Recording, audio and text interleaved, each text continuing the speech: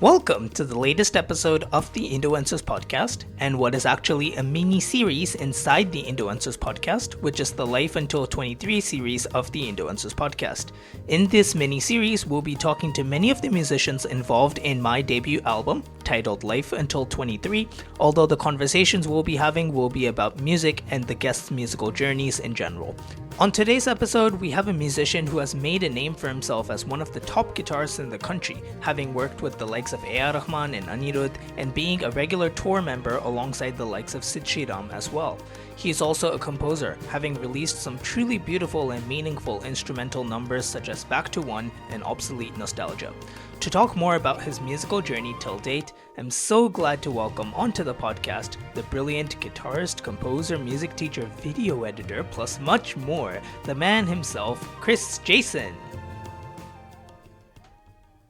Welcome onto the podcast. Thank you so much for your time. Thank you so much. No one's called me a video editor before. So.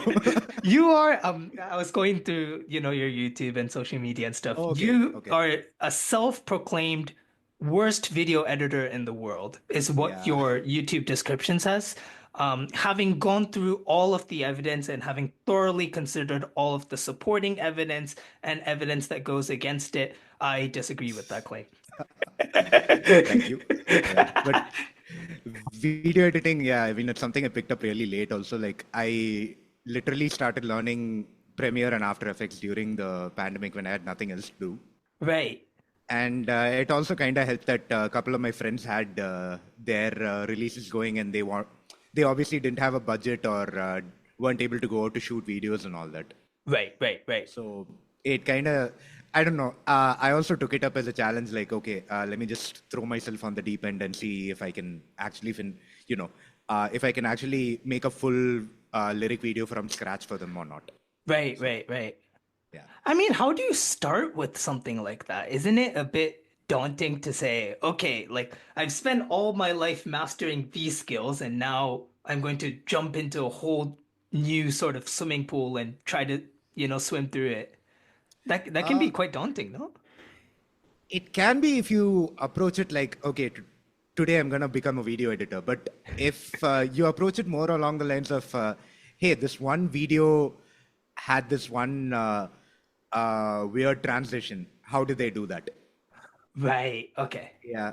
And then you watch one tutorial and then it becomes another tutorial. And before you know it, you have like 438 videos in a YouTube playlist you made. So, yeah, I think that's how it is. I am not as up to date as I'd like to be, but, it was good to learn all the fundamentals and all that. So maybe if I get back to editing and all that, I might, I don't think it'll take too long for me to, start doing more complicated edits and things like that. Right. Yeah. But I still am, I still struggle with certain basics and all that. So while I have After Effects or Premiere open, I'll also have another Google Chrome tab open with like cut shortcut, how, things like that.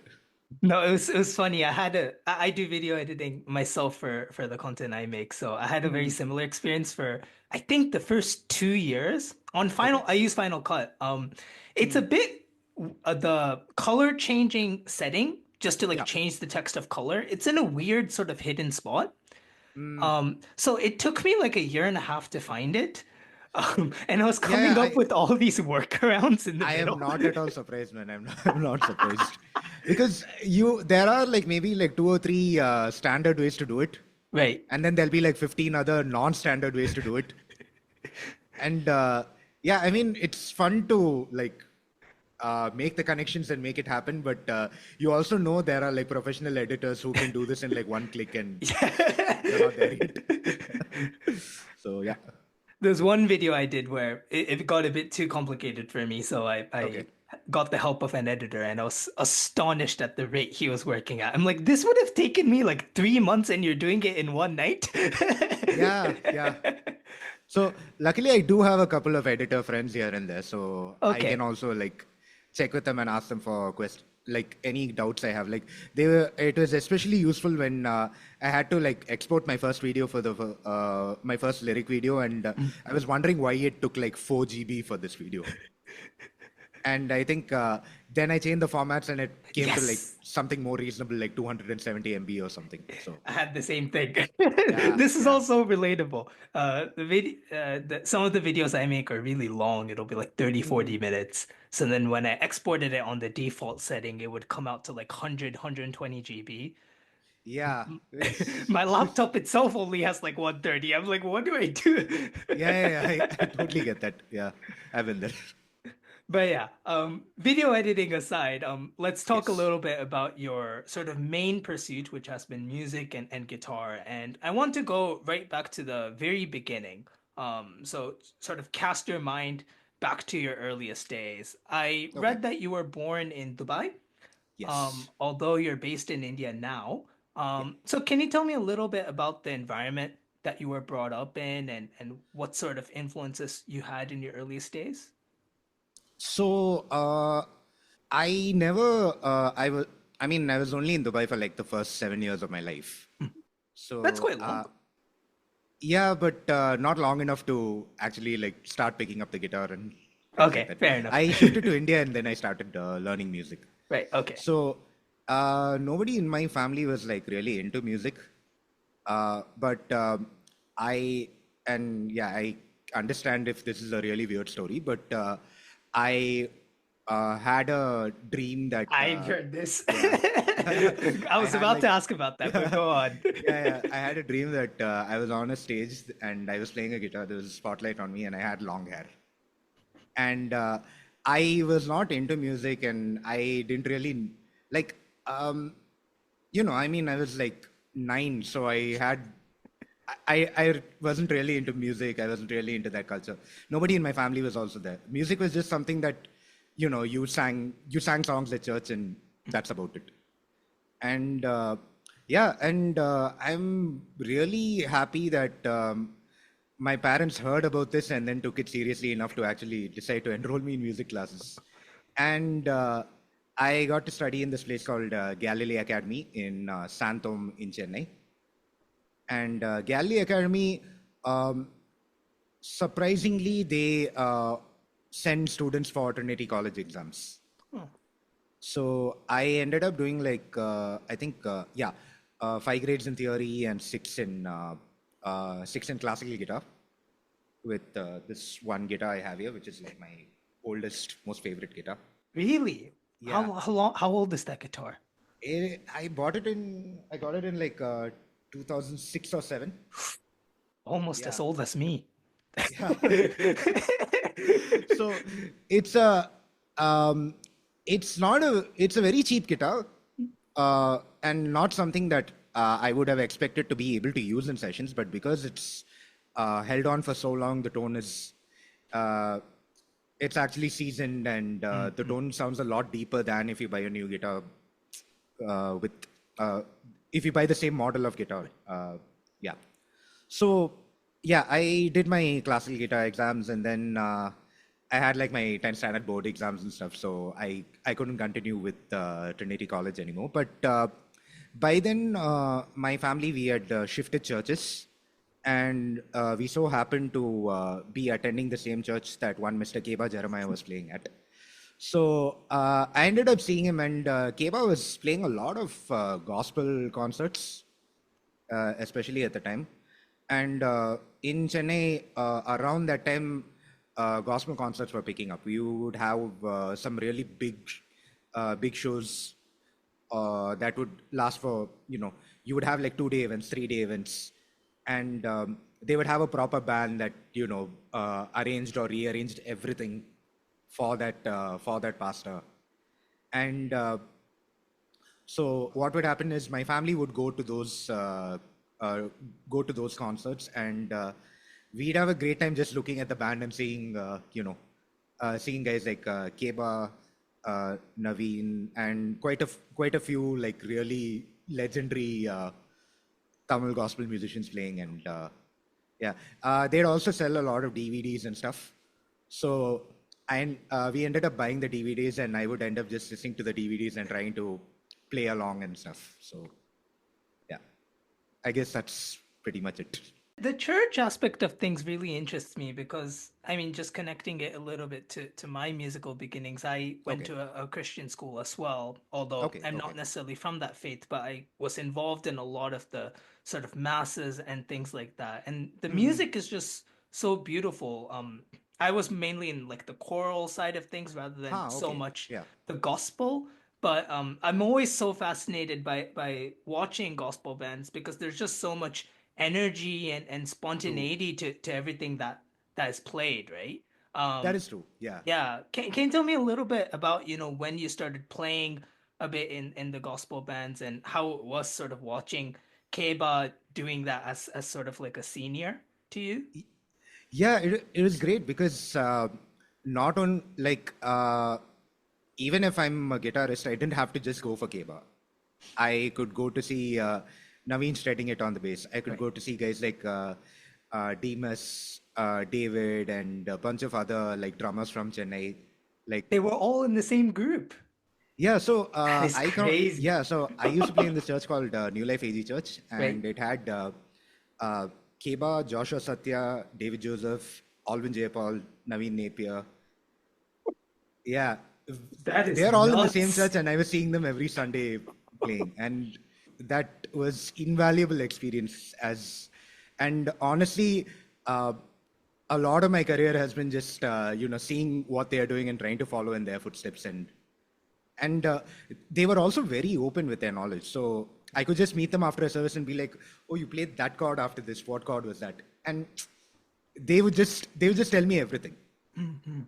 Sometimes Keba would even just show me his chord sheets and stuff, and he actually taught me how to write the same way he wrote. So the system I In used to. what sense? Well, Um, yeah. so I mean, when you're writing, when you're learning songs to play in church, Right. you don't have like a score sheet, or you don't have like you don't have like a fixed chord Right. sheet per Right. se. Okay. So most of these guys would end up like writing their own transcription and their own kind of shorthand and things like that. So they all seem to have a very similar shorthand system with maybe a few tweaks to help them understand a little better. So the system I used was something that Keba taught me, and I slightly tweaked it for certain things that, based on how I would approach the music dynamically, or Right. things like that. So, and it's become a huge help, especially when I'm a working musician now, because that way I've learned how to transcribe songs fast. I've learned how to write it in a system that makes sense for me, Mm-hmm. and I can write a chord sheet today, and if you ask me to play the song next year, I just need to load the chord sheet up, and it's a shorthand that I haven't really seen established anywhere else. Mm. Like you have score sheets, you have your national number system, and you have a few other systems like that. But I have not really seen a system like this, and a system like this really works well. So maybe after this, I can probably show you a couple of examples of how I would have charted a song out and things like that. That would be really cool. Yes, I'd love to see that. And speaking of, transcribing things quickly, something that Yes. I've heard people say about you and sort of you've referenced it in previous interviews as well is Okay. how quickly your ear is able to grasp things. On a simplistic level, you could call it perfect pitch, but I think it's more than that, right? You're able to sort of fit into a song and understand what it needs. Even in our recording sessions, that's something I definitely noticed where, Okay. you know, Okay. even if I'd written a chord wrong, you'd sort of know in an instant and be like, "Hey, Nishad, this sort of sounds a bit off, right?" Mm-hmm. And that's I'm sure something that takes a lot of practice and a lot of experience. What was the sort of process like of trying to learn music quickly or to be able to understand things by ear quickly? So, full disclosure, I do have perfect pitch, Okay. but honestly, I don't consider it as anything more than a party trick. Right. So, it is useful in that I can like hear what the key of a song is as soon as I hear it. Mhm. But then, working out which is the one chord, where does the one chord go to, and if what are the particular notes in a melody, all that does require like relative, like developing your sense of relative pitch. And I think that does come from a culture of playing in church every week and having to learn at least 5 songs a week. And eventually, like I started out and it took me at least like 3 days to write down the chords for like 5 songs. And the more I did it, the faster I got. So eventually it came to a point where if a song took 5 minutes and it was a fairly easy song, I could write it within the runtime of the song.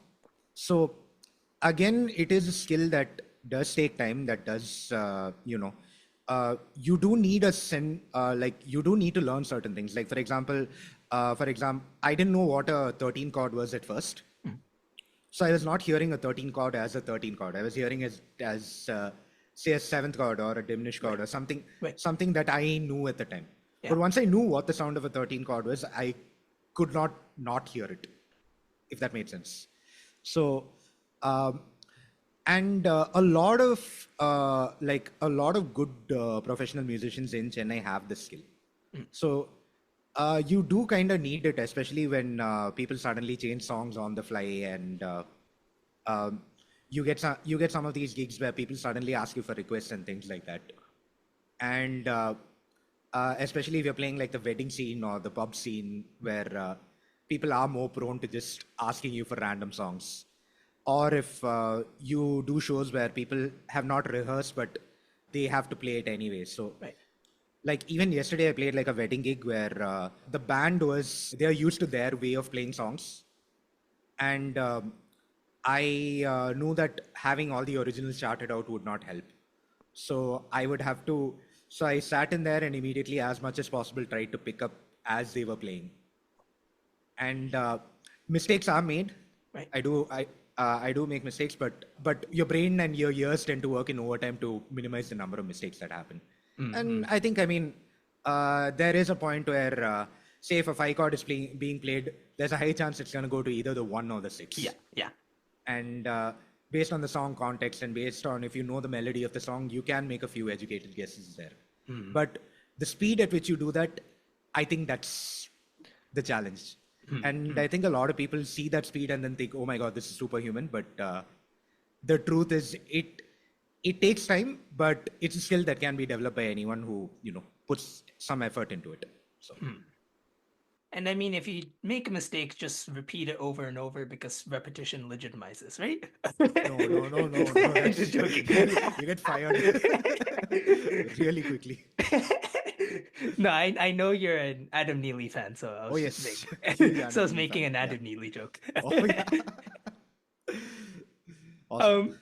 But you mentioned practice, and I'm curious to know what your sort of relationship with practice was like as a child. I've had guests on the podcast who have practiced, 10 hours every day and who have been almost on like a military style sort of practice routine. I've had guests who say they never had a practice routine and they just sort of played or practiced whenever they felt like it and just sort of went with the flow in that sense.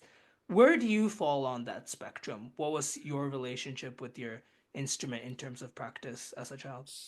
So I did do the Trinity College exams, and I feel like preparing for those gave me a certain understanding of what it means to play a piece perfectly. And because of that, what happens is you spend, say, 12 months working on 3 songs. And on the easier grades, I took the initiative and I worked on all 9 songs in the book. But again, it's still only 9 songs to be perfected over a period of 1 year. Right. So what happens is you have your teachers like meticulously telling you that, hey, you fretted this wrongly, or this beat came a little later than it should have. And you ultimately, I think I kind of developed a sense of, okay, if a piece of music has to sound good or has to sound perfect, this is how it would be.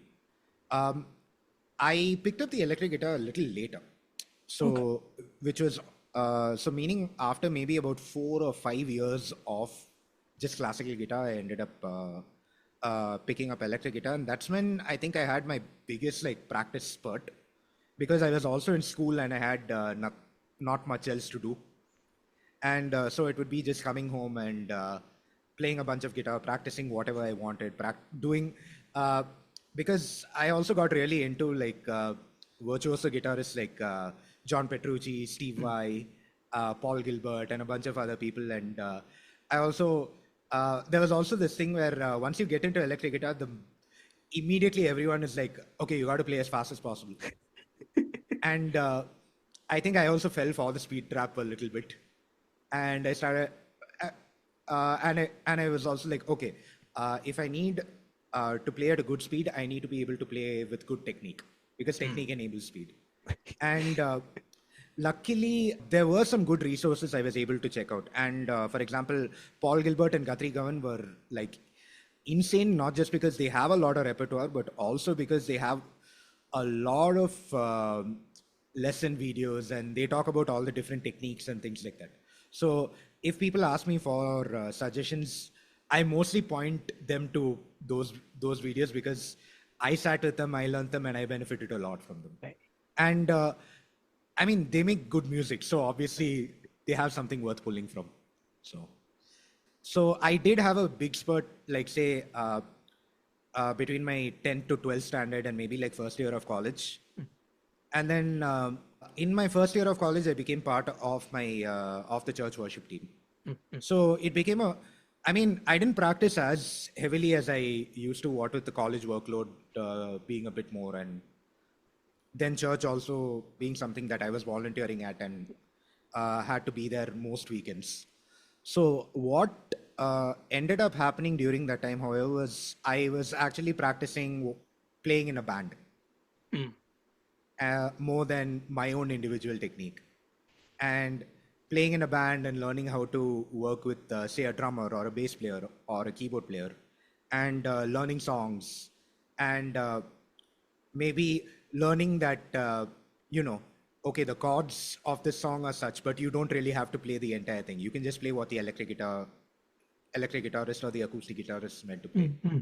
And a lot of these things were developed in during my college years, because that's when I started playing with the church band. And it also helped that I got to play with guys like Keba and Naveen and all that, especially Naveen, because he immediately, like, his eyes dart toward the entire stage as soon as he hears something wrong. And then you start panicking, oh my God, is it me? And especially in the beginning, a lot of times it was me. So he would also ask very pointed questions like, I played this note on the bass. Why are you playing that chord? And I would not have an answer, because, and then he would explain to me, no, you have to play this chord because it harmonizes with my bass note in such a way. So, and I think that really helped, because right now I feel like my approach to music is also very bass heavy. So to the point where if I feel that, say, the piano, if the piano or the guitar doesn't mesh well with the bass enough, I kind of don't like that song itself. So, and that's why I feel like I'm more driven to, like, say, funk, jazz, blues, more of that side of music, especially because there are like some really strong bass lines and stuff over there. So, Yeah. Yeah. And now, you mentioned the bass, and now you play the bass as well. Was that something that started during those sort of college years where you were starting to play with Naveen and people like that, and maybe you were learning off him, or not really? I mean, a lot of guitarists are arrogant. They're like, guitar 6 strings, bass is only 4 or 5 strings. I can do this. And I did play a lot of bass pre-2019, but a lot of it sucked. And I have the recordings to prove it. So I've seen the Baval Brothers recordings. Oh yeah. They're good. You should. I mean, that one was nice, but a lot of other recordings, especially for like songs or ads or things like that. Oh, okay. Yeah, and they weren't on. I mean, I would definitely not be happy with them at this point. But they're not going on your resume. Yeah. So all that changed when I finally bought my own bass. Okay. because I was mostly like borrowing basses based on my need. Like suddenly, if a session call, if the client asked me for a bass also, I would just scramble and immediately borrow a bass from a friend or something like that. And I borrowed a bass at Prashant Techno, you might know. Yeah, Yeah. He's yeah. worked on So on this album. oh, okay, awesome. Yeah. So I borrowed a bass that Prashant was not using, and I had it for maybe a year or two. And now when I think about how I like set the tone on the bass and how I approached it, yeah, I cringe inside. But yeah, once I got my own bass and once I started like practicing or trying to learn actual bass lines, and during the pandemic, once everyone shifted to more remote work, so that's when I could actually like plug in plug in my bass to and hear it on the DAW and understand that hey, if I set the tone like this, it's not going to work for this recording. And luckily, I have friends who are good bass players, and I I tend to ask a lot of them for like, hey, how would you set the tone, or how do you, what's your approach? And different basses have different approaches. Like you would not set the tone on a P bass the same way you would set it on a jazz bass, for example. And on the bass I own, which is a Sire Marcus Miller V7, um, which is very similar to your Fender jazz bass style. Ah, okay. Yeah. And the Sire is also something that is like a lot of people own a V3 or a V5 or a V7. Some own a V10 also. But all of them are just, jazz basses with different quality parts. So the approach to how to set a Sire bass can be slightly different from a jazz bass, but because so many people owned it, they also had their own take on it and all that. Right. So, especially like I would get feedback from clients, so they would tell me if the bass tone was workable or the bass tone needed to be, heavily processed for them to be able to work with it and all that. And luckily, I've been blessed to have good clients who give me feedback, but also give me the next job. So, so immediately I'm like, okay, the last time this didn't work, so let me change this up and see what works. Right. So I think that so like there is a pre 2019 bass playing side of me and a post 2019 bass playing side of me, and right now I've also gotten to play. I've gotten to play a bit more in church, and right now I am part of Sid Sriram's film band and stuff like that. So and yeah, I'm learning. I'm learning a lot on the job, and it's a little terrifying, but it's also really exciting. So yeah. Yeah, and a lot of your sort of the things you've talked about so far are a lot about, just playing around and just experimenting and things like that. But obviously Yeah. there has to come a time now that you're a professional full-time musician, there would have been that time where you would have been, debating whether to make that step into being a full-time musician. When did it occur to you that maybe this was something you wanted to do as your job? And what was the sort of thought process during that time like?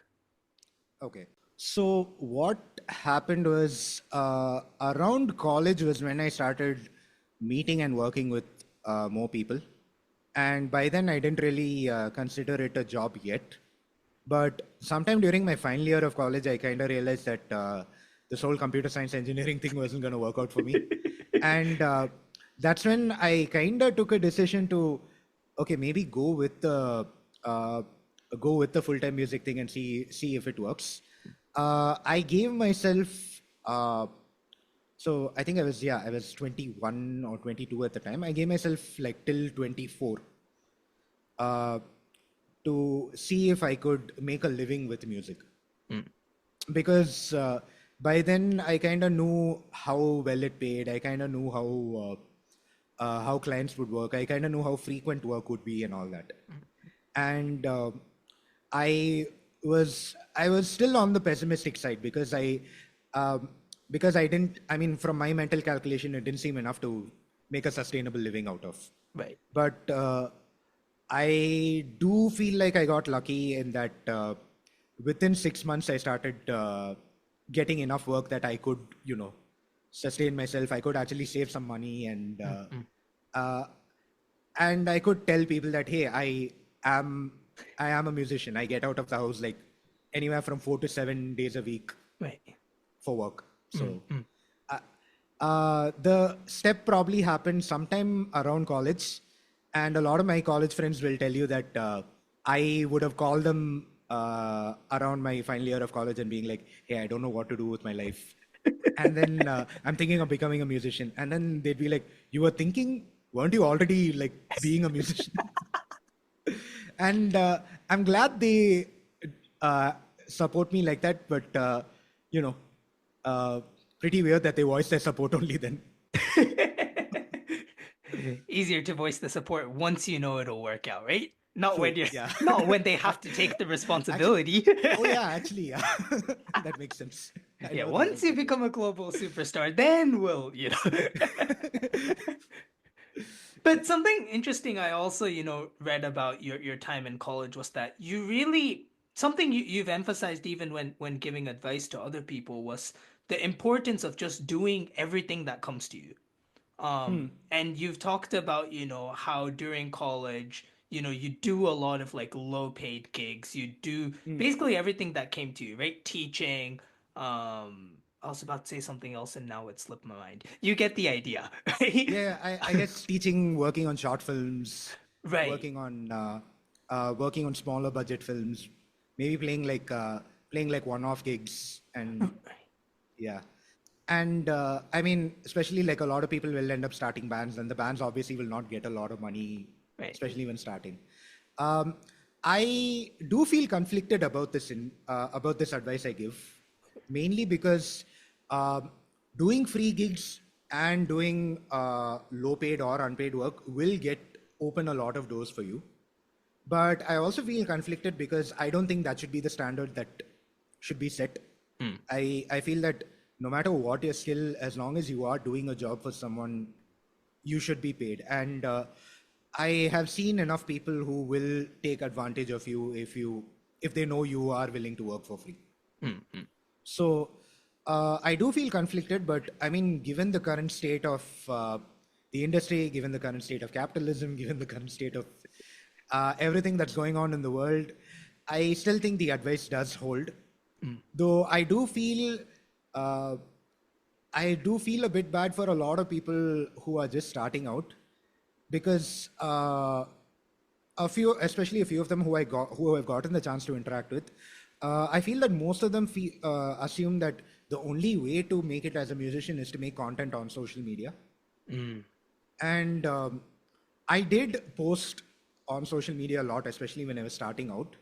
But I also uh, tracked how I was getting my opportunities, and I realized that a lot of it was not coming from social media. So this industry does still work on a very word of mouth basis. And if you do and a lot of the work I got, especially in the session scene, came from recording engineers who were talking to clients and talking among themselves and being like, hey, I tracked Chris for a session and it went really well. And I am still indebted to a lot of these recording engineers because they clearly saw that potential in me and they were able to recommend me for more work. And some of it may not have panned out, but a lot of it has panned out, and given me a lot more opportunities to progress in my career. And I feel that especially people who are starting out, uh, and with the pandemic, shutting you out in your home, yeah, I think a lot of people need to see the value of going out and doing stuff.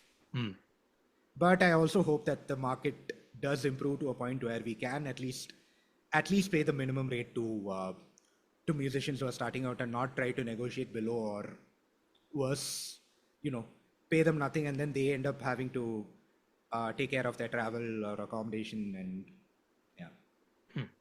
Do you think that's gotten any better in the past how many ever years? Maybe 10 to 15 No, years? no, No? I think it's gotten worse. Oh my gosh. Yeah. Uh, because I feel like especially when I was starting out, I feel like there were quite a few avenues out there. And seeing how those avenues have also regressed and seeing how some things have become even outright predatory for starting musicians. I do not, yeah, I don't have a very good opinion on this. And that's why I really feel bad for people who are starting out, because I feel like the odds are stacked even more against them compared to when I was starting out and when things were still maybe a little greener. Does that hold true for both the people trying to get into the film sort of session scene and the sort of indie scene? Obviously, the indie scene is not as developed, especially in South India, so I can imagine there might be sort of difficulties there. But you think that So, holds true even in more established arenas? so like you said, we do have a film scene. So we do have a sense of like upward progression career-wise, Yeah. where let's say you start out making cover videos and posting them, Right. and that gets you noticed by a few people, and you get to either play or record for those people, and then as those people get bigger, um, they keep you in their roster, or they start recommending you to other people, and there is a sense of like upward progression. You can slog at this anywhere from 6 months to 5 years and eventually have a career. uh, I fail to see that where the indie side of things is concerned. uh, we have an astounding lack of venues in Chennai, and for a lot of people, I would say that if they want to progress as an indie musician, they have a better shot of doing this if they move to Mumbai or maybe even Delhi. Whereas we still do not have the infrastructure and the avenues in place to develop a lot of budding indie musicians. And I mean, because indie musicians, more than anything else, they need time on stage. Right. They need time on stage, and they need at least some amount of money to make it sustainable enough for them to dedicate a good portion of their time and effort for it. Right. It is very difficult, and I have friends who are juggling, like say, an IT job and what to say, and music, and they Hi. always complain about. Oh, Go I on. mean, Sorry. yeah. I mean, you obviously will always have that feeling like, I wish I had more time to dedicate to music. Like, I mean, in one way, I think it helps because the IT job does give you funding to Yeah. invest into your music, but also with more time, you could, Right. you could take this at your own pace. You could dedicate your time to more things. You could travel more freely if required. Yeah. And those are things that, because the indie scene is not sustainable, those are things that most indie musicians will not have the, bandwidth to stick with as the time progresses. Which is why a lot of bands will end up breaking, like say 1 or 2 years after college. They get out there and they realize that there's just not enough opportunity for them to, have any sense of upward career mobility. Yeah, something I've noticed just looking from the outside is a lot of like promising bands. All of the members, or at least some of the members, become very successful musicians, but not as part of the band. Like Yeah. I remember when I was very young, there was the Ooh La La La show. Oh yeah. Maybe what, 2008, 2009, something like that. Maybe a I'm bit guessing, yeah. later. Yeah, and like Keba was there, Anirudh was there, Leon James was there, literally everyone was there. Correct. And all those bands themselves, apart from I think Agam was there, so Agam still exists. But apart from that, all the bands I think are disbanded. But those individual musicians are successful in their own rights. But as you Yeah, say, it's hard for a band itself as a collective. true. Because, I mean, if you're individual, you have a bit more flexibility. But ultimately, we are at this point in the industry where you need to have an individual career in order to survive and in order to make like some sort of income, which is why you have a lot of people in production, you have a lot of people in the session music scene, but very few people with their own acts that aren't film acts. Right. Yeah, like even like say one of the top bands in Chennai right now, Scrat. Mhm. So Janu and Tapas play for Pradeep. Tapas plays for a Right. whole number of acts. Sriram is able to hold it all together, and they're able to release material. But obviously, they have to do a lot of things in order to,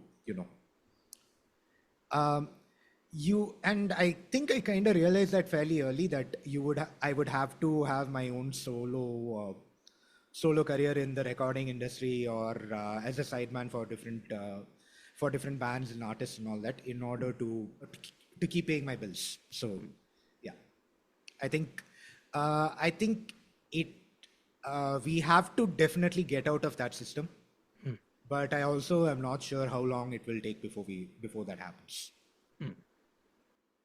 Well, fingers crossed on that. It's probably out of Yep. one individual's hands, but True. Yeah. well, Very true. well, There has to well, be a very systemic change here. So. right. But one of the ways you've been able to be successful in the system we have now, as you mentioned, is, being a part of, a sort of side member or a part-time member of a lot of different bands. One of the main sort of groups you've been part of is Sid Sriram's group. Oh Um, yes. which is really cool because I mean I've been a huge fan of Sid Sriram since like the earliest days, like when he was in Berkeley. Oh Um, yeah.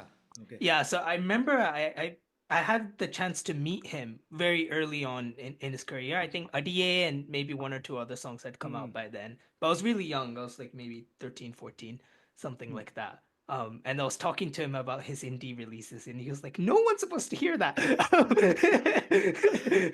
But anyways, it's been so cool to see how he's progressed, and it's been really cool to see how you fit in to his group because he does all these different things, right? Obviously, he's True. got all Yeah. of his film hits, his indie compositions, but one thing I've been really intrigued by is his act that's Boundless. It's called Oh yeah. Boundless, right? Yes.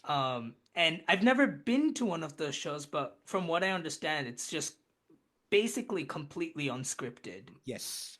and Uh, you just sort of go for it. I Tell, mean, tell me a bit about that and what it's yeah. like to I play in mean, that environment. Yeah. we do have a show flow that Sid decides. Okay. Yeah, we do have like a basic show flow, and we have a few uh, some of his like unreleased tracks that the band plays over. Right. Yeah, but apart from that, the entire rest of the show is pretty unscripted. If I feel like playing something, and if the band is up for it, then immediately we launch into that for however long we feel like it. And Sid tends to like do a lot of different improvisations based on how he's feeling and all that. And the crowd also is a great litmus test because if they're really digging something, they will start interacting with it or they will start cheering, and that's when we know, okay, we need to keep going, we need to keep Huh, huh. yeah. And it's really fun because it is improvisation, it is also crowd work, and it is also thinking on your feet and immediately trying to connect a bunch of different schools of thought together. Right. Like he has some very avant-garde electronic stuff, and I probably come from like a more gospel jazz fusion kind of background, and all the other members of the band come from different places. Right. So trying to combine all of that on the spot and immediately trying to play something that will sound musical and that sounds appealing to a crowd of like say 400 500 people is uh, it's an intense challenge, and it's really fun when all that clicks together. So also the show flow is not really that scripted. It's more like okay, I improvise in this key and then move to this track. From this track, we can do like a small interlude segment and then move on to this. And that's how the entire show flow gets determined. Because obviously we can't just completely leave it free. Right. Because say if we get stuck or say if something does not work out, we need something to jump Right. to as soon as So the show flow is also more like a suggestion than a script. Right. Okay. Yeah. So and also like especially for the last show, since we had like Sanjeev, who's a legend, Yeah. who's been on all those recordings from like say the 90s and the 2000s. Sanjeev comes from a very different school of thought than me with regard to chords or arranging on the spot and things like that. And so to immediately try to figure out what he's doing and then immediately try to complement it, that's a really fun challenge. Then hearing how Tapas and Kanaks go for it, and yeah, I mean, I really like that aspect of immediately and almost instinctively trying to hear what they're doing and then immediately try to figure out something that works. Because if you're gonna take your time with this, it means that there's gonna be more dead space on stage, Right. and you don't want that. You want the audience to really like be engaged the entire time. And I'm happy to say that the last show went really well, and so the audience was like really engaged throughout. So yeah, that is my experience. But do you have any like related or more particular questions or something? And I'm just curious to know, you mentioned that Sanjeev, for example, when you're playing with him, he comes with his own sort of instincts and he comes from a different background. I'm curious to know when you play, let's say you're a bassist and you're playing with different Yeah. guitarists, or you're playing as a guitarist and you're playing with different bassists. How much of it is like a conscious adjustment where you look at who's playing alongside you and you go like, okay, this person's playing, so I'm going to adapt my style like this. Is there some sort of conscious thinking that happens in that respect, or is it There all always just is. there is? Interesting. Yeah, there always is, because I mean, I feel like I'm kind of the person who tries to listen and understand what kind of routes or what kind of approach somebody takes, Uh-huh. and I think that goes for nearly anything I'm doing. So, if, for example, if you're into classic rock, I can't really be playing like say a jazz bass line and expecting it to sound good. I Fair have enough. to know what classic rock requires of a bass player or what classic rock requires of a guitar player, and adjust accordingly. Yeah. So, and I think that's where the fun also is. Different musicians approach different things differently, Right. and I feel like being able to hear it and identify it, and then trying to figure out things that work for that particular musical situation is for me, that's where the appeal is at. But that applies also on different players rather than just different genres, you're saying. Yes, Yeah. because I mean, I have been doing sub gigs now and then, and different bands will play the same song differently. Right. They will probably have their own chord progressions, or they will instinctively change it to maybe play the four chord instead of the one chord in certain situations, and they'll probably add a few breaks if the drummer's particularly talented. He will probably suggest certain syncopations and things like that. So I can't prepare one version of the song and expect it to work there. Right. I can prepare the song to the best of my abilities, but I should also be open to having it changed, having things being played differently, maybe having things mangled also. So you have to be open to everything. Yeah, and speaking of being open to different things and sort of coming up with things on your own, let's talk a Yes. bit about your compositions. Oh, okay, awesome. I'd actually not realized I'd heard them before. Oh, okay, Because Back to One came out, I think, right when COVID was starting. true. Yeah, just 1 month before. Right. So I sort of had a vague memory of watching it back then, but I didn't make that connection. Oh, okay, To know okay. that, oh, okay, that song I heard, 4 or 5 years ago is as I was preparing for this podcast, I was watching that again. I was like, oh, this sounds familiar. Awesome. And something I really love about Back to One, obviously there's Okay. a music video to it as well, and there's sort of a real clear story to it, a real sort of arc, right? There's this sort of light-hearted beginning, and then it intensifies, sort of goes into this darker space, and then it comes back out into a sort of more lighter space. Hmm. Was that sort of arc something you thought of first, and then you wrote music that supported that arc, or did the music come first and the story supported the music? Um, so the first stanza was something I came up with, Okay. but then when I sat down to make it, I was like, okay, I want to write, produce, and release this song. Was when the arc started coming. So I realized I had a good thing going with the stanza. So one easy and since I wrote it specifically like a chord melody thing to go on the guitar, like playing the chords and the melody together. Um, one way where I noticed you could bring variety was adding other instruments. One other way where I noticed you could bring variety was reharmonizing the entire thing. Right.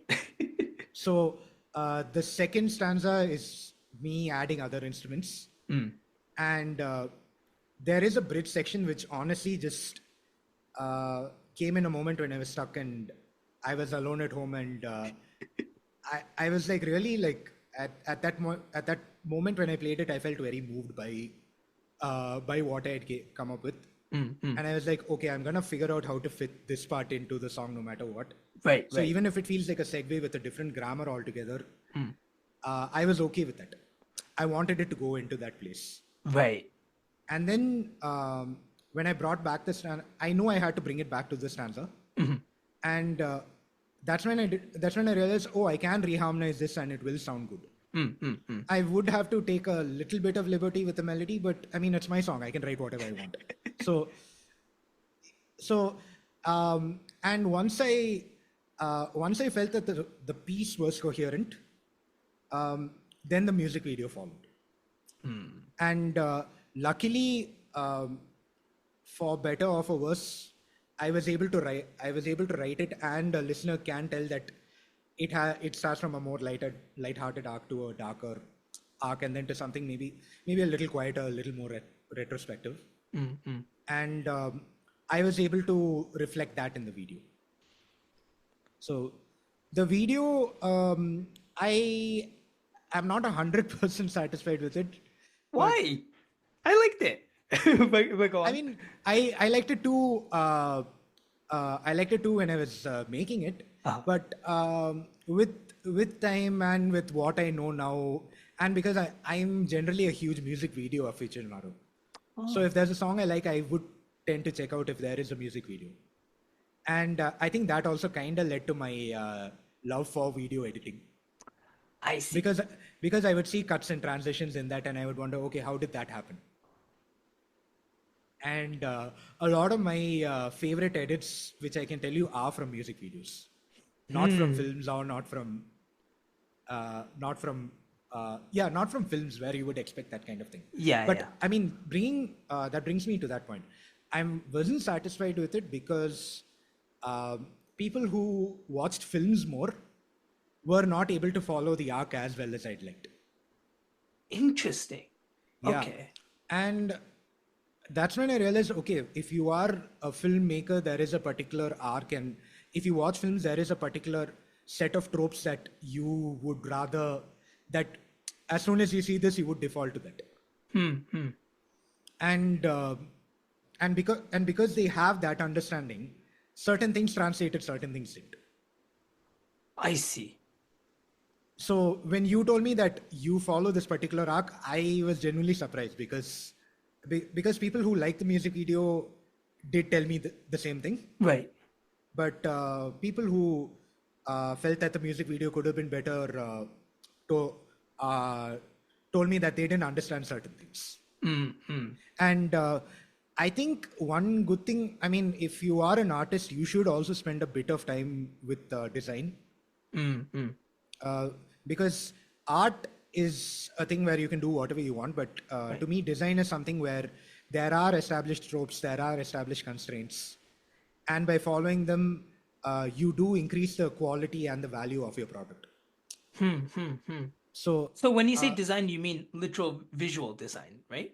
Just to visual clarify. design and maybe script writing Huh. and sometimes even, for example, I mean, I play video games, so Right. I'm just gonna take a very simple video game example. I think Resident Evil 7, uh, they tell you the path that you have to go by putting yellow paint on a lot of the things. So if there is a ladder and it has yellow paint on it, it does mean that that's where you have to go. Right. Right. And uh, a lot of people may not notice the yellow paint, but once you notice the yellow paint, you can't not notice it. Right. Right. Right. But even the person not noticing the yellow paint will somehow default to going to where the yellow paint is, because the design is just that good. It leads you that way. Right. Right. And I think good design does that. So from the album art to the music video to how you promote the song to what kind of words and what kind of language you use when you talk about or promote the song, all that really matters to give the listener the complete experience. I mean, that's, and when all of this comes together, there is a particular congruency that really buries the song deep into your psyche. Like one good example I can give you is the Brat album. Right. Right. Right. Charlie X8. Yeah. Yeah. You yeah. now come to a point where you can't, where you see that lime green color and you can't think of anything else. Yeah. Yeah. Yeah. So, yeah. and certain phrases she uses in the song and certain stylistic choices that she's made really tie in the whole aesthetic of the album together. And I really like when all those things like work together to present a big picture. Right. I think when you mentioned that, the first example that came to my head was Jacob Collier and Jesse Volume 4. Yes. Because the album art is as wacky as the album itself. And you just hear, I mean, you might have seen yourself that the album art is like an actual physical object that exists somewhere. And when you just see that, you're like, yeah, that checks out. No one's surprised. Yeah. And I mean, Jacob Collier also, I mean, when you see his interviews, you see how he describes his music, you see how he talks about freedom and the ability to do whatever I want. And he's like, I am going for this maximalist vision. And then you go to like Reddit and Facebook threads and you see people being like, oh, I don't like, he's overplaying, he's doing too much. And I'm like, my brother in Christ, that's what he's going for. Let him do his thing. That's the thing he wants to do. I mean, it's different whether you gel with his vision or not, but you can't not appreciate that he had a thing and he went for it and he was clearly able to convey that. Yeah. It's authentic. True. Yeah. Yeah. I think that at the end of the day, that's all that matters, right? Very true. And speaking of storytelling, there's actually something I wanted to ask you about back to one. Yes. I saw an Instagram question that asked this question, and you said you basically responded, I don't remember the exact words, but something along the lines of you can come up with your own conclusions. But we've waited for 5 years, and so I'm going to press for another answer now. What does the dancing girl represent? Okay, so I don't want to answer that, but give as cryptic of an answer as you like. Okay, to me, the dancer kind of represents my inner self, inner monologue, inner joy, or the parts of me that are me, but I want to suppress to not be looked upon as a weirdo or to fit in better with society. Right. So those are the parts where like the girl starts like knocking water bottles over, right? Yeah, okay.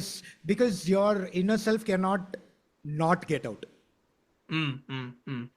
If you suppress yourself, it will manifest in some way or the other. Right. And the girl knocking over stuff was basically like, I try to suppress my inner self too much, and then it's coming out, it's rebelling, it's lashing out at things that people around me. People around me are noticing that something is off, but they're not able to say what it is. Right. Yeah. And that's why everyone has like a confused... No one's really angry, I think. Everyone's just confused. Yeah. Either that or bad acting, but I'm not telling you which. Hey, what matters is the outcome, right? No, What and matters is what I tell you what it is.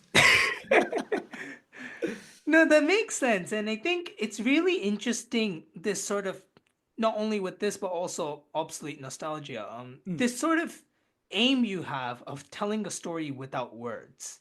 Because usually stories are told, especially in like pop songs, the lyrics play an important role. Obviously, if you're watching a film or reading a book, then it's the words that sort of carry a lot of weight. What is storytelling without words like? Is that something that you think about, like, okay, like how do I sort of bring a song to a climax in a musical sense and things like that? Is that a sort of conscious thought process that you go through? This is why my current album is entering its fifth year of writing. Okay. Yeah, because it is honestly one of the most difficult things that I've had to contend with and had to really understand and really look for examples. And there are very few examples of this being done right. And there are so many times when I would have a vision in my head and try to get it out and realize that, okay, this is translating, but this isn't translating. And I really want everything to translate. When And you say translating, is that something that you're able to recognize, or you play it to someone and they say, "Oh, I'm not seeing the story that you're telling me"? both. Both. I see. Yeah. So I do have this habit of, I do have a few friends and I do end up sending my songs to them. Yeah. My brother, for example, he's a really good critic. So he'll just tell me straight up if something is not working or if something does work. Right. So I get a lot of opinions and I also kind of know what the music tastes of my friends are. So I'm able to get a, not, they're kind of like my personal focus group. And also like I will be hearing something in my head, but I'm not really like a producer. So I work with my producer and my longtime friend, Mr. Michael Timothy. And so Michael comes from a very different school of music. He comes from this funk, R&B, and then he transitioned to electronic music. And he's also the kind of person to tell you a lot of things about why deep house is different from slap house. And I'm like, yeah, sure, yeah. Like, what's And house again? No, I'm just- yeah.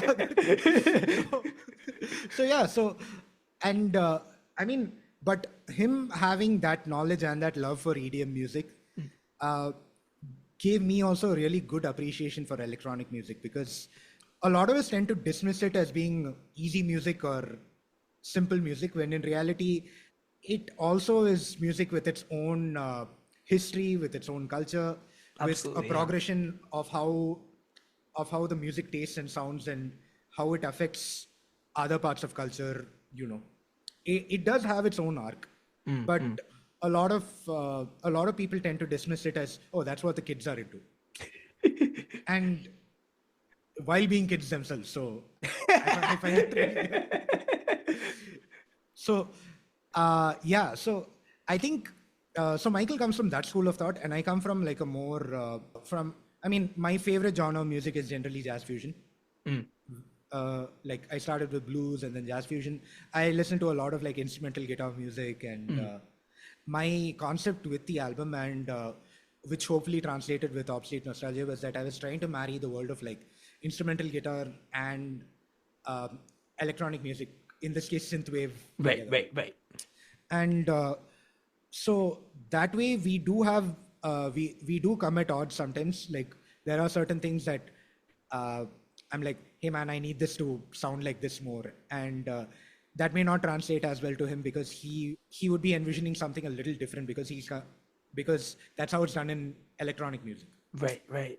And how we try to creatively solve those problems, and how I don't make sure only my input comes out, because I want this to be an instrumental guitar and electronic music fusion sort of thing. And honestly, he knows better about the different sounds and the different tropes used and all that. So, and how he takes my like out there concepts and still tries to, make it work. Mm.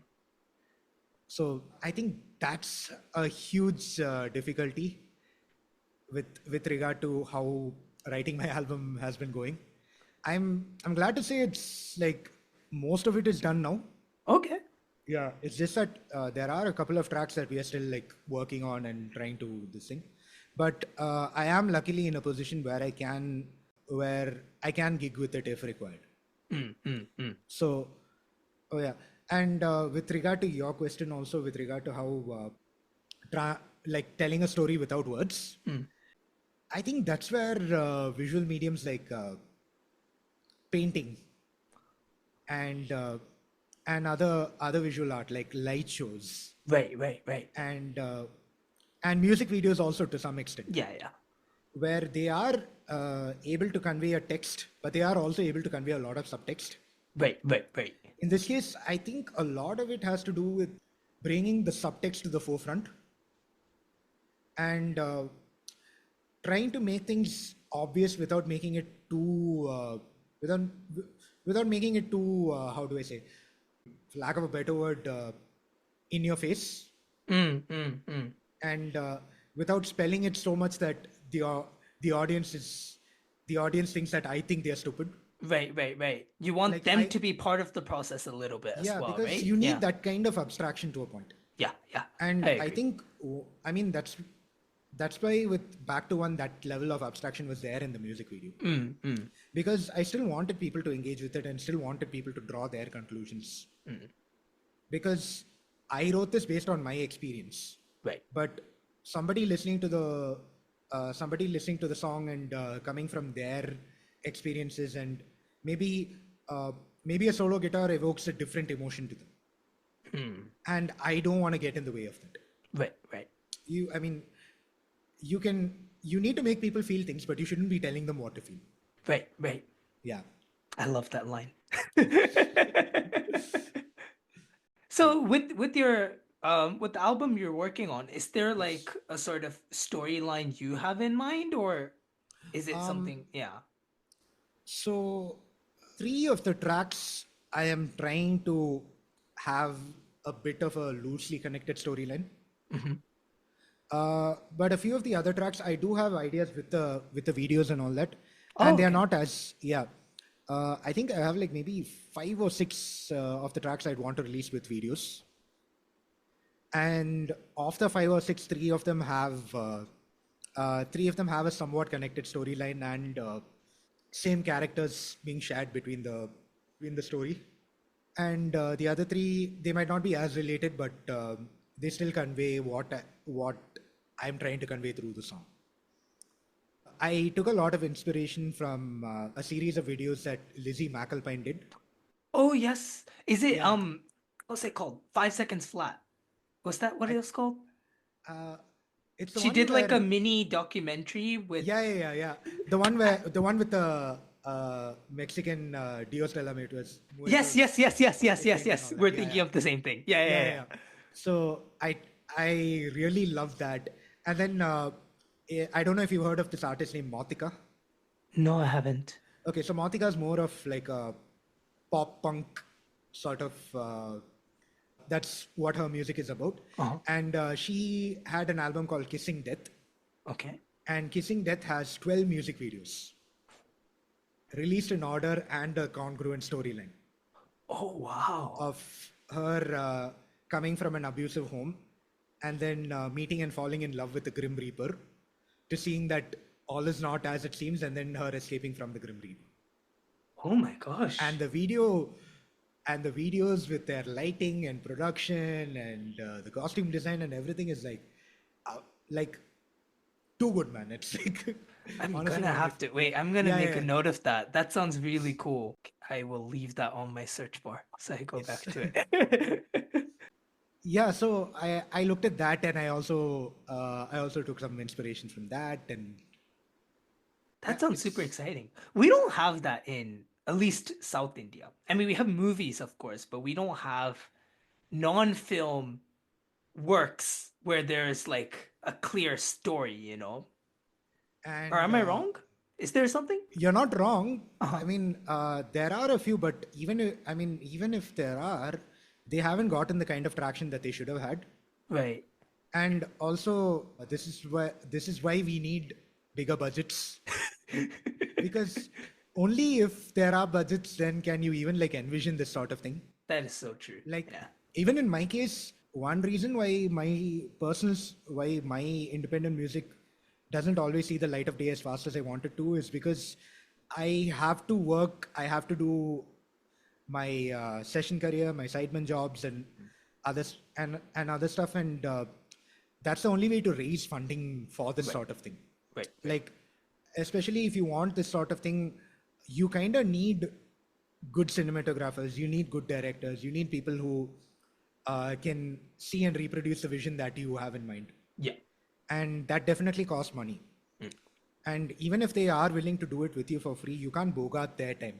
Yeah. Yeah. You kind of need to be considerate of their time and their career, and you need to work according to their thing, which can lead to even more delays. So, and it's only fair that they get paid at least something for their creative endeavors. Right. So, yeah, we need a lot more money pumped into the independent music scene, because there's a lot of talent here, and a lot more people should be able to see their visions to the full. Yeah. Yeah, I think if there's a more sort of filmmaking or storytelling aspect that's able to be told through the independent music medium, that would be ideal. Because I think we've sort of come to a point where independent music itself is getting popular, but oftentimes it's sort of mimicking a film context with like a sort of star on screen and this sort of, you get what I mean, right? I get what you mean, but also that's why I would argue that there's no real indie scene, even though this kind of representation is there, because what's happening is these are up and coming composers who are being commissioned to, like, sometimes they get commissioned to write a song like that. Yeah. And at that point, it's not really indie. It's just doing what the label wants. Right. It's corporate, sort of, yeah. And on another angle, a lot of people pitch their songs to these labels, and the labels end up taking the ones that align with the label's vision the most. Yeah. And I've been part of these productions and things like that, and immediately the question arises, okay, can we get this actor here? Can we put this, okay, this person was on Big Boss, can we get her in the video somehow? And you laugh, but this is sadly exactly how the train of thought goes. I think I know exactly what you're talking about. So. Yeah. So that's kind of the problem, right? And even if that's not consciously happening, with the kind of music that's being released, subconsciously newer composers look at this music and they're like, oh, this is the kind of music that sells. Because whether you like it or not, if a song becomes a hit, there will be 10 other songs that will take some inspiration from it in some way or the other. So I feel like, because now money is being pumped into releasing independent music, and because the labels want surefire success no matter what, and I feel like that is not a good means to an end, because when 1 million views is not cutting it anymore, they'll expect 10 million views to be the hit. When 10 million is not cutting it anymore, they'll expect 50. Like, I have a friend and longtime collaborator, Anivi, and I worked on like a lot of songs for him, because we've been playing together since college. Yes. And he's the other member of Waval Brothers. Yes. Yeah. And I always ask him, like, maybe a month or so after a song releases, hey, how did the song do? Did it do well? Did people like it? Yeah. And one time he told me, yeah, the song was a flop, only 2 million views. And yeah, like to people like me with, say, 300 views on a song and all that, obviously I'm gonna be like, man, what's up with that? But I also understand that the label, it's what the label considers a flop. And if the label considers it a flop, that means the funding and the opportunities that they give you will start getting reduced. And that means your chances of putting out music at that scale also becomes less. Right. So I think, yeah, I mean, I see this trend, and I'm glad that indie music is going on in some form. Like, at the very least, a lot of the songs seem to be written by the producers and songwriters without an exact agenda, like, oh, this is a hero entry song, or this is like how they would do in films. But I still feel that the culture of what is being pushed is leading to a kind of Ouroboros where, okay, this is what works, so this is what we'll do, and then people will think this is what works, so this is what we'll do, and it's gonna be a continuous cycle of, of the snake eating its own tail till people get bored of snake meat. Then a different snake will appear. It's all snakes up in this industry. But yeah, that's true, I think. So yeah, I guess it'll just be the way it is for now, and you make your money where the money is, and then you take So, that. I think one way we can, like, I mean, one thing that can be done is stop labeling a lot of this music as independent. Interesting. You're not going to lose anything by not labeling it as independent music. Fair enough. But I think it's because our industry is so used to relating a song to a film or relating a song to an actor, because to the point where if I'm playing a wedding gig, somebody will be like, play a Rajini song. Rajini had nothing to do with the song. Yeah. You just want to hear us play the song and then imagine what you saw in that film. God knows when. Yeah. But that's sadly the market that we are producing music for. And I think it will take a while to get out of that mindset, but I think one good step is to stop labeling it independent music. And I mean, you just don't have to label it anything. You can just say that this is the next release from Think Music or Saregama or Sony or whatever. I mean, it works for T-Series, so why not? Fair enough. Yeah. That's interesting. Yeah, I remember I was having a conversation with someone, and he labeled all this as corporate indie. And I was like, I like that label, It makes sense. It's not degrading, or, it's not misdefining. It is the most accurate definition of what it is. Yeah, but you could go one step further and just call it corporate music. That makes it sound like some AI generated ad jingle. We're getting there. Yeah. Oh my gosh. But yeah, we've been talking a bit about, your album as well, and Yes. I see you have a Ambassa shirt on. That's Arriva's yes. band, right? Yes. And you've been up to a lot lately, working with these different artists. Is there anything we can look forward to, whether it be in terms of your own work compositionally, or whether it be work with others?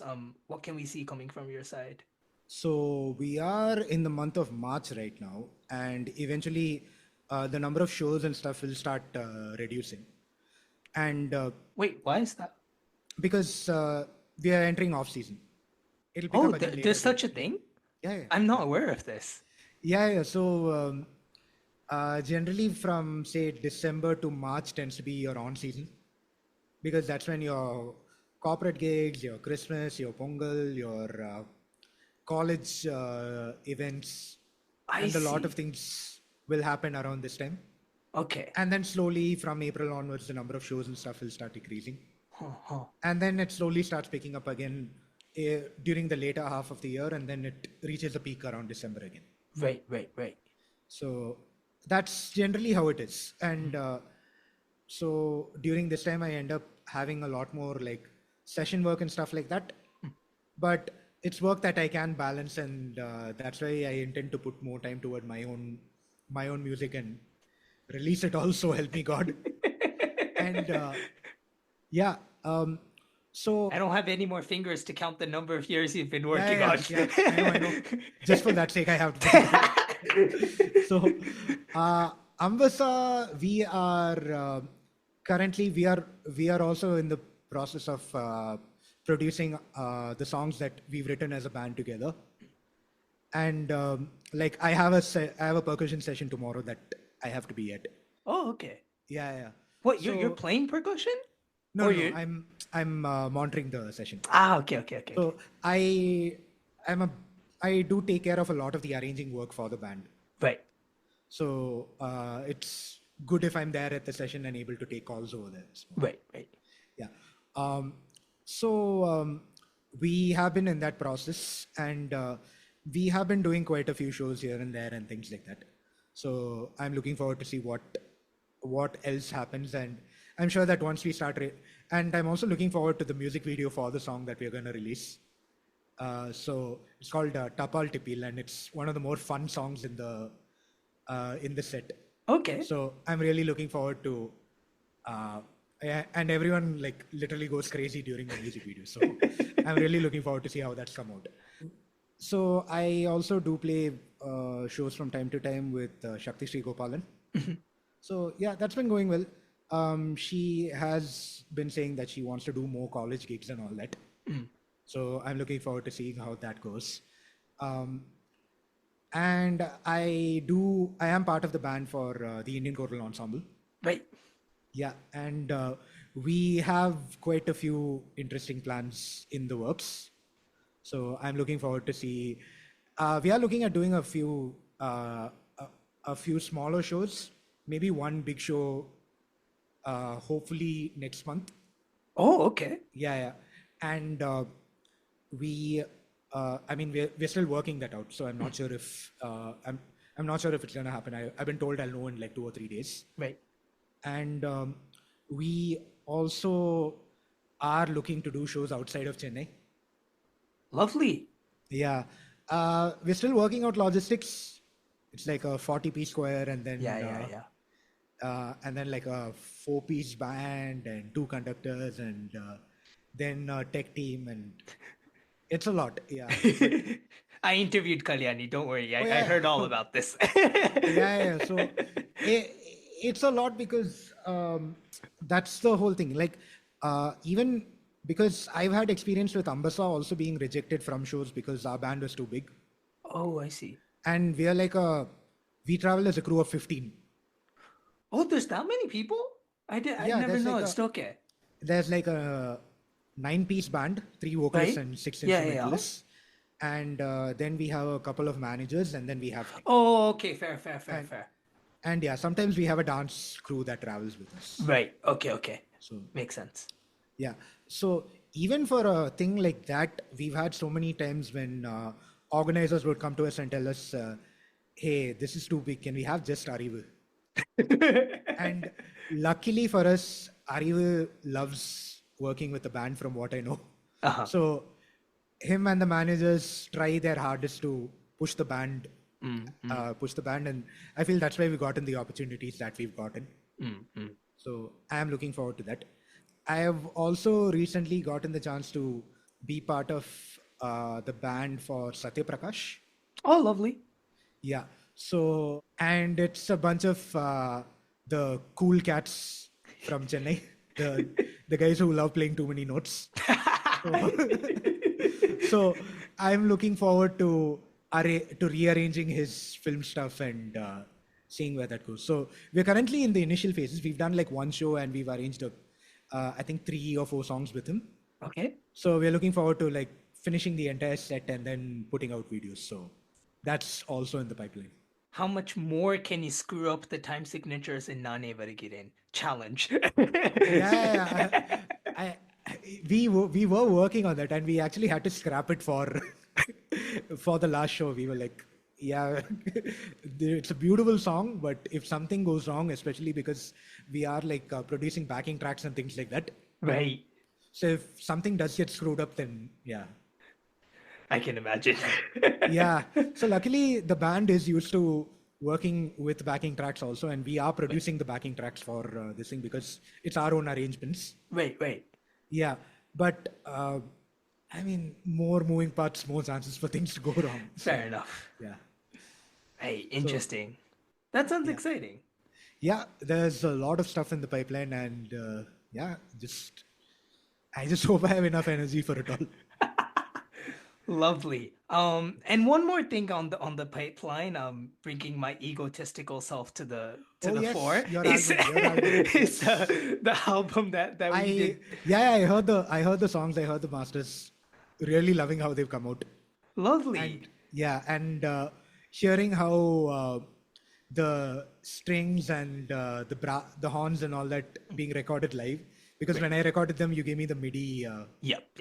Yeah, and seeing how they've approached it, also like it all ties in together. So being able to hear all that was super exciting. So I'm glad it's come out. It's come out really well. I'm glad to hear that, and I'm also glad it's done. Yeah. It's been a while, not quite Okay. 5 years, but Yeah. So how much more work do you have? just like the promotional side, so still working Okay. on the album art, putting together some promotional material. I All right. guess these podcasts are part of that. Loosely. I mean, I have a podcast anyway, so you know Okay. it's just sort of part of that. But Got I it. just Okay. thought this would be a good opportunity to talk to a bunch of hugely talented musicians. Like, why not? So, And I'm here for some reason. oh come on, don't do that.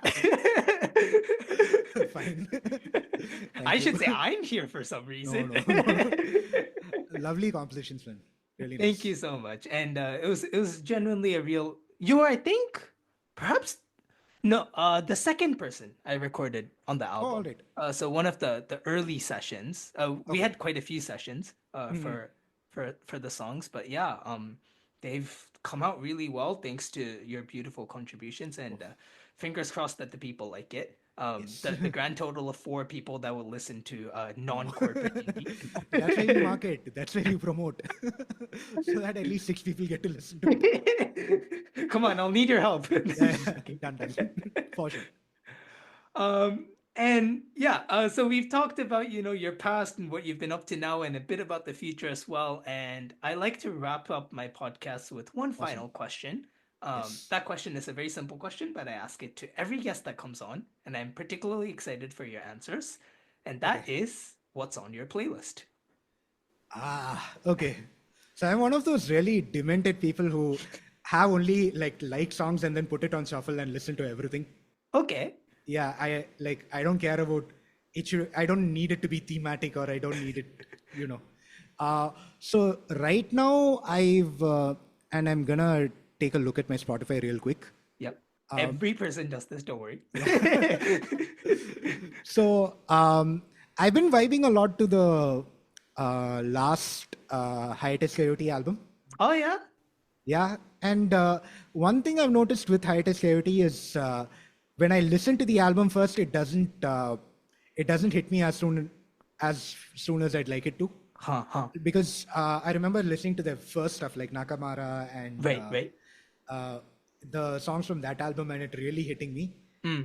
But with the last 2 albums, at least what I've noticed is I listen to it and I'm like, yeah, it's good, but it's not something I remember. Right. And then I go back to it and it really starts hitting me once I've heard the entire album and once I've had the ability to let it sit. So I'm currently in that phase on their recent album, Love Heart. It's the A.R. Rahman syndrome. Makes sense. First listen, everyone will be like, come on, why don't you make music like the 90s? And then third listen, it's like, oh my gosh. So, especially there's a song called Cinnamon Temple that I'm really liking right now. Okay. Haven't heard it. We'll have to check it out. And then the last album I've also heard was this album called Guardian Spirits of the Quantum Multiverse. It's an instrumental guitar album by Owane and Jack Gardner. Jack Gardner I've heard of. Yes. The other person I don't know. You should check out Owane. Owane is like a more out there version of these instrumental guitarists and all that. Right. So Interesting. yeah, so I really love Owane's solo stuff, and then both of them coming together and writing. This is the second album that they've written. So Okay. both the albums that they've written are honestly like a, like if you're a guitarist, and if you're still stuck with listening to like, I don't know, Slash and older musicians like that, Yeah. you really have to listen to these guys, because they currently, apart from Polyphia, I think these are the guys who are like really bringing guitar music forward. So that is one thing. I've also guilty pleasure is the Charlie XCX album, specifically the collab album, which is Brat, and it's completely different, but also still Brat. Okay. Yeah, and this is the one where she has all the songs, but they are all remixes with different. Oh, I see. Yeah, so this is the one that has a song with Billie Eilish on it, a song with Ariana Grande on it. Oh, wow. Okay. Yeah, and there's a song called "Girl So Confusing" with Lord, and I honestly, that's one of my favorite, like recent favorites. So, and yeah, apart from that, you know, I don't want to be cliche, but yeah, a little bit of everything, I guess. Fair enough. Yeah, but yeah, these specific examples are something like in the recent past that I've like recently discovered. So yeah. Do you listen to much? I mean, most of the music that you play, because you're in the Indian film industry, is Indian music. Do you listen to much of that or no? No. So Interesting. I actually don't listen to film music unless it's something that I have to learn for a show. Interesting. Okay. So I honestly have not come from that school of. I mean, I do appreciate the music. Yeah. It is good music, but it's not the kind of music that I would listen to Fair enough. on a regular basis. So yeah, I don't have a lot of like very Indian influences. Right. But I guess that's sort of your own. You're bringing something new, right? I hope that's how my clients look at it. So, and yeah, I mean, there are like good ideas in the music, and there are like certain things, but I don't know. There is something about non-Indian schools of music production. Like, and I'm not just saying Western, like music made in the US. I'm also saying music made in Japan. Like, I'm a fan of a lot of like J-rock bands and stuff. Right. And K-pop particularly is, it's like the production's insane. Yeah. And especially like even the videos and the choreography and all that, it's like it's on an all-time high right now. I can see why it's a global sensation. And I don't know, there is something about those schools of music that really appeals to me. And I also think that because I work in this industry and I've kind of seen how the sauce is made, yeah, I feel that there are some really good practices, but there are also some other practices that I would prefer to not have in the music that I make and like to listen to. Fair enough. Yeah, I think I might have made a lot of enemies with that statement, but It's okay. That's why DMs it's are in open. the end of the podcast, right? Yes. Modern attention spans won't get this far. fair, yeah. No, but jokes aside, it was a real pleasure speaking with you for the past, over 1.5 hours? Oh my god. Okay, I did not notice that. Same So here, yeah, man, same here. This was it fun. was great fun. And so yeah, I mean, I'll say the customary. Make sure to follow Chris on all of his social media, and Yes, please. go buy songs on his Bandcamp. Go follow his Spotify. Anything or- I've missed. I mean, you have like say a 3-month window. By then, I would have released a few more songs. Fair Then enough. then you'll have more things to buy and listen to. So, take So your time. so the countdown starts now. So yeah, thank you so much. Thank you for having me. This was a pleasure. Well, that was Chris Jason on this episode of the Life Until 23 series of the Indoencers Podcast, and thank you to everyone that has tuned in.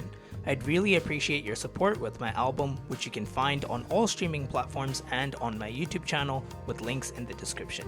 Let us know what you thought of the songs, if you liked it, and do share them around with your family and friends. Thank you so much for all the love and support, and I'll see you next time.